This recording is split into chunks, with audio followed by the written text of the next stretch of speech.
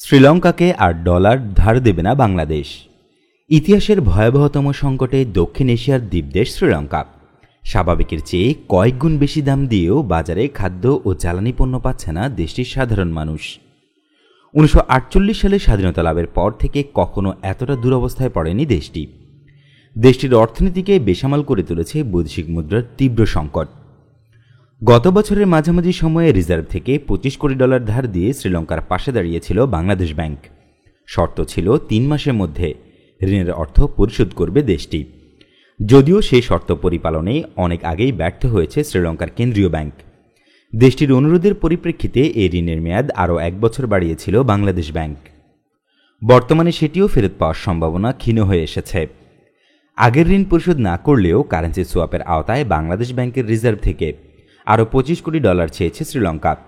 যদিও বর্তমান বাস্তবতায় বিবেচনায় দেশটিকে নতুন করে আর কোনো অর্থ না দেওয়ার সিদ্ধান্ত নিয়েছে বাংলাদেশ ব্যাংক।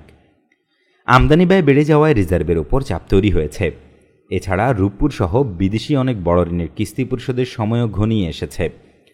এই অবস্থায় রিজার্ভ থেকে ডলার ধার দেওয়ার ঝুঁকি নিতে চাচ্ছে না বাংলাদেশ ব্যাংক। আরও ডলার চেয়ে করা শ্রীলঙ্কার প্রস্তাব এরই মধ্যে ফিরিয়ে দেওয়া হয়েছে বলে নিশ্চিত করেছেন বাংলাদেশ ব্যাংকের ডেপুটি গভর্নর। তিনি জানান, শ্রীলঙ্কাকে আর কোনো ডলার ধার দেওয়া হবে না। বাংলাদেশ ব্যাংকের অবস্থানকে যুক্তিসঙ্গত বলে মনে করছেন বিশেষজ্ঞরা। তারা বলছেন, বর্তমান বাস্তবতায় শ্রীলঙ্কাকে ডলার ধার দেওয়ার প্রশ্নই ওঠাই অযৌক্তিক। রিজার্ভ থেকে শ্রীলঙ্কাকে যে $25 কোটি দেওয়া হয়েছে, ওই অর্থের জামানত হিসেবে শ্রীলঙ্কা নিজেদের মুদ্রা জমা রেখেছে। বর্তমান বাজারে শ্রীলঙ্কান রুপির কোনো মূল্য নেই। যে পরিস্থিতিতে শ্রীলঙ্কা পড়েছে, সেটা থেকে উত্তরণ ঘটাতে বহু বছর সময় লাগবে। শ্রীলঙ্কার দেউলিয়াত্বের পরিস্থিতি থেকে অন্য দেশগুলোর শেখার রয়েছে। বিদেশি ঋণ নিয়ে অপ্রয়োজনীয় মেগা প্রকল্প তৈরি করতে গেলে কি হয়, শ্রীলঙ্কা তার উদাহরণ তৈরি করেছে।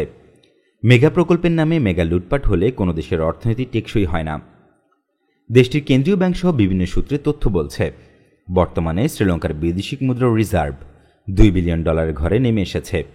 এই অর্থ দিয়ে 1 মাসের প্রয়োজনীয় আমদানি চালানো মুশকিল হয়ে উঠেছে দেশটির জন্য। আবার চলতি বছরেই দেশটিকে $7 বিলিয়ন বৈদেশিক ঋণ পরিশোধ করতে হবে। বৈদেশিক মুদ্রার সংকট ও বিদেশি ঋণের ভারে জর্জরিত শ্রীলঙ্কার পরিস্থিতি এমন অবস্থায় ঠেকেছে, দেশটি নিত্য প্রয়োজনীয় পণ্যের আমদানি ব্যয় মেটাতে পারছে না। বরং পুরনো ঋণের দায় মেটাতে এক প্রকার বিনামূল্যেই পণ্য রপ্তানি করতে হচ্ছে দেশটিকে। এরই মধ্যে ইরানের কাছ থেকে জ্বালানি তেল আমদানি বাবদ $250 মিলিয়ন পরিশোধে ব্যর্থ হয়েছে শ্রীলঙ্কা। এর বিনিময়ে প্রতি মাসে $5 মিলিয়ন চা ইরানে রপ্তানির মাধ্যমে এই অর্থ পরিশোধের প্রতিশ্রুতি দিয়েছে দেশটি। বৈদেশিক মুদ্রার চরম সংকটের মধ্যে গত বছরের মার্চে শ্রীলঙ্কান প্রেসিডেন্ট মাহিন্দা রাজাপাকসের অনুরোধে দেশটিকে $25 কোটি ঋণ সহায়তা দিয়ে পাশে দাঁড়ানোর সিদ্ধান্ত নেয় বাংলাদেশ। মুদ্রা বিনিময় বা কারেন্সি সোয়াপ চুক্তির আওতায় এই অর্থ ধার দেওয়া হয়। 2021 সালের 18 আগস্ট প্রথম কিস্তিতে শ্রীলঙ্কাকে $5 কোটি দেয় বাংলাদেশ ব্যাংক। 30 আগস্ট আরও $10 কোটি শ্রীলঙ্কায় পাঠানো হয়। এভাবে গত বছরের মধ্যেই দেশটিকে $25 কোটি ঋণ সহায়তা দেওয়া হয়। প্রতি বছর $5 থেকে $5.5 কোটি মূল্যের পণ্য আমদানি করে বাংলাদেশ। শ্রীলঙ্কা ঋণ পরিশোধ করতে না পারলে এই আমদানি পণ্যের মূল্য ও হিসাবে জমা থাকা শ্রীলঙ্কার মুদ্রা দিয়ে পরিশোধ করা হবে। শ্রীলঙ্কার সঙ্গে বাংলাদেশের বৈদেশিক বাণিজ্যের পরিমাণ খুবই কম। বাংলাদেশ ব্যাংকের তথ্য বলছে, 19-20 অর্থ বছরে শ্রীলঙ্কা থেকে বাংলাদেশে আমদানি হয়েছে মাত্র $463 কোটি পণ্য।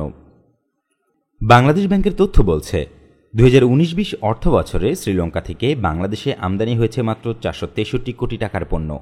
একই অর্থ বছরে বাংলাদেশ থেকে মাত্র $325 কোটি পণ্য রপ্তানি হয়েছে। শ্রীলঙ্কার সরকার এই মুহূর্তে এক প্রকার নিরুপায় অবস্থার মধ্যে দিয়ে যাচ্ছে। খাদ্য, ওষুধ ও নিত্যপণ্যের আমদানি বন্ধ থাকায় বাজার নিয়ন্ত্রণে আনার সক্ষমতাও হারিয়ে ফেলেছে দেশটির সরকার। দ্বিগুণ থেকে 3 গুণ দাম দিয়েও বাজারে খাদ্য কিনতে পারছেন না সাধারণ লঙ্কাবাসী। বৈদেশিক মুদ্রার রিজার্ভের নাজুক পরিস্থিতি কাটাতে অনেক আগে থেকেই ভারতের সঙ্গে কারেন্সি সোয়াপ করে আসছে শ্রীলঙ্কা। ভারতের সঙ্গে শ্রীলঙ্কার বিনিময়কৃত মুদ্রার পরিমাণ $40 কোটি। চুক্তি অনুযায়ী চলতি বছরের নভেম্বর পর্যন্ত এই কারেন্সি সোয়াপের মেয়াদ রয়েছে। তবে শ্রীলঙ্কা কারেন্সি সোয়াপের আওতায় সবচেয়ে বেশি ঋণ নিয়েছে চীনের কাছ থেকে। গত বছরের মার্চে চীনের সঙ্গে $1.5 বিলিয়ন বা 10 বিলিয়ন চাইনিজ ইয়েন সোয়াপ করার চুক্তি হয়। দেশটির মোট বৈদেশিক ঋণের 10% যোগান এসেছে চীন থেকে। রিজার্ভ সংকট কাটিয়ে উঠতে সাম্প্রতিক আন্তর্জাতিক মুদ্রা তহবিল বা IMF-এর সঙ্গে আলোচনায় বসেছে শ্রীলঙ্কান সরকার। IMF-এর কাছ থেকে ঋণ পেতে 15% পর্যন্ত মুদ্রার অবমূল্যায়ন করেছে দেশটি। গতকালও মুদ্রাবাজারে শ্রীলঙ্কার মুদ্রা ডলারের বিনিময় হার ছিল 295 রুপি করে। অথচ 2018 সালের মাঝামাঝিতেও প্রতি ডলারের বিপরীতে হাত বদল হয়েছে 157 শ্রীলঙ্কান রুপি। আইএমএফ ছাড়াও বর্তমানে চীন ও ভারতের কাছে আরও ঋণের আবেদন করেছে শ্রীলঙ্কা। জরুরি খাদ্য, ওষুধ ও জ্বালানি কেনার জন্য গত সপ্তাহেই শ্রীলঙ্কাকে $1 বিলিয়ন ঋণ দিয়েছে ভারত।